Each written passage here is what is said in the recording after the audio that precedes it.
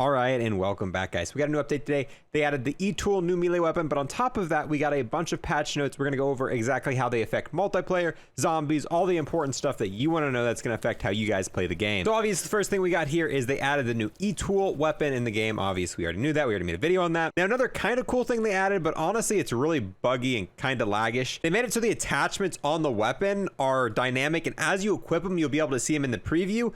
But if you've noticed, if you got into creative classes today, you've kind of seen it kind of taking a while to load in. You've seen it kind of lagging a little bit and kind of being a little buggy. I think it's an issue with this feature that they added in. In all honesty, I like this feature. That way you can kind of tell what attachments you have on it by just kind of looking at the top of the class. But if it's going to continuously be laggy like this, honestly, it's probably best just not to have it. Now, there's only really one change to multiplayer. Everything else has been to zombies. They added the St. Patrick's stockpile, new St. Patrick's Day theme mode available in feature playlists, and eliminate enemies to pick up shamrocks and deposit your stash at the pot of gold to earn points for your team. First time to reach score limit wins. I'm pretty sure they meant team here, but yeah, that's really all for multiplayer. Nothing too interesting here. Let's move into the zombies where we got some really interesting stuff going on. So the first thing is outbreak challenges. Players can now properly complete the treasured weapon challenge. I get tons of questions about this.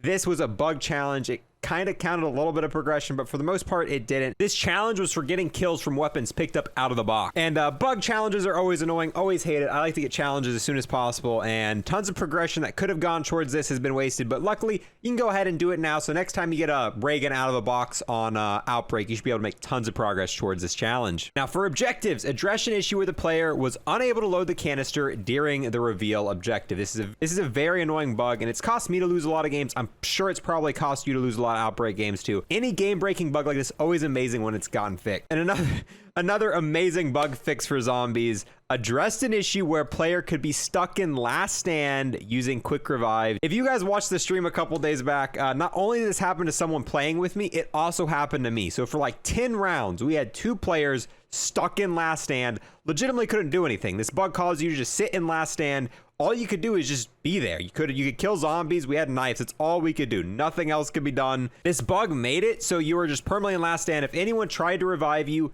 nothing would work. When the round ended, doesn't matter. You were still down there. You could shoot if you had a weapon. You could knife, but that was really all you could do. It's kind of like God mode. It's just a very sucky version of God mode. Imagine God mode, but you're just stuck on the ground the entire time, and all you can do is knife zombies once you're out of ammo. Now we move to the next thing, and it does look like we have gotten a Deadwire nerf. It reads off, address an issue where Deadwire was incorrectly stunning elite enemies. Now, we actually tested this out on my video, and I showed that it was stunning elite enemies. And if you read the description for what Deadwire does, the Deadwire Tier 4 upgrade is supposed to stun special enemies. Special enemies and elite enemies are completely different types of enemies. Special enemies are manglers, mimics, and stuff like that, whereas elite enemies are like panzers and megatons.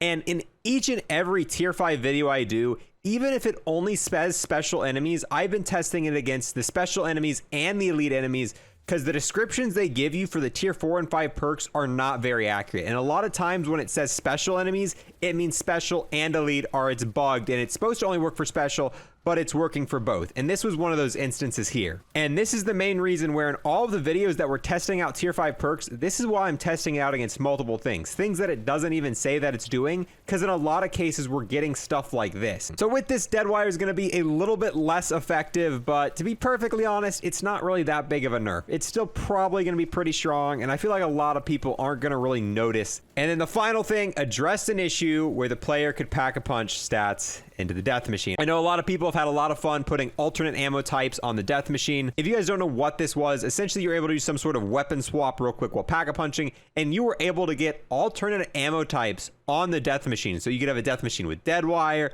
bunch of cool stuff like that. I never personally did it, but I know a lot of people had fun with it.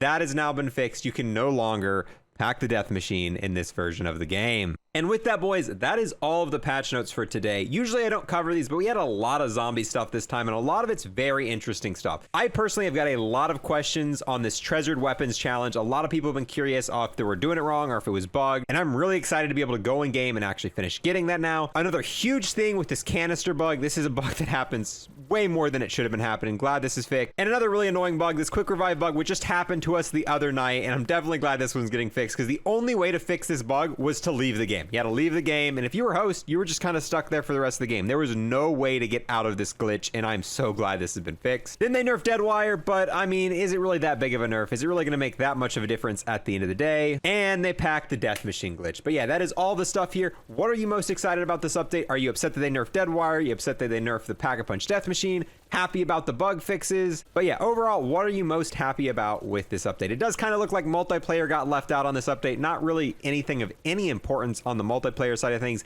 However, there is the new DLC weapon that can only be unlocked by playing multiplayer. So hey, it's a kind of give and take with stuff like that. But with that, boys, I'm going to go ahead and end this video. It's going to be it for this one, guys. Thank you guys so much for watching. I'll see you guys next time.